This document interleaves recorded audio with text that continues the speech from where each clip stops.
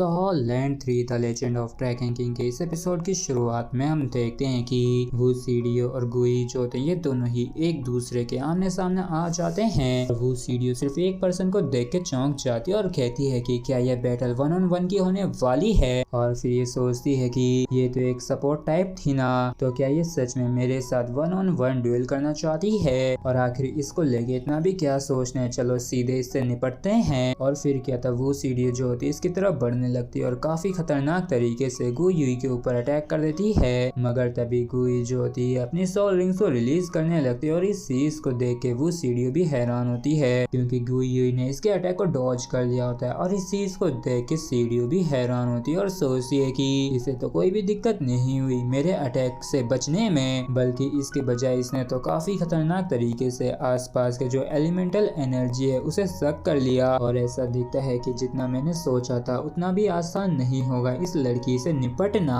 और तभी हम गुई को देखते हैं जो कि किसी तरह के अटैक को तैयार करती है और पलक झपकते ही इसके आगे काफी सारे बड़े बड़े आइसिकल्स तैयार हो जाते हैं जिनके पीछे फायर ब्लास्ट होता है और ये सभी काफी तेजी से वो सीढ़ियों के करीब आने लगते हैं। और इसकी ऐसी रफ्तार को देख के वो सीढ़ी भी हैरान होती है और सोचती है कि भैंस की टांग आखिर ये क्या है, ये तो यहाँ तक कि फायर एलिमेंट को भी इस्तेमाल कर पा रही है, वो भी सिर्फ अपने आइसिकल मिसाइल्स को एक्सेलरेट करने के लिए, वो भी अनबिलीवेबल स्पीड पे।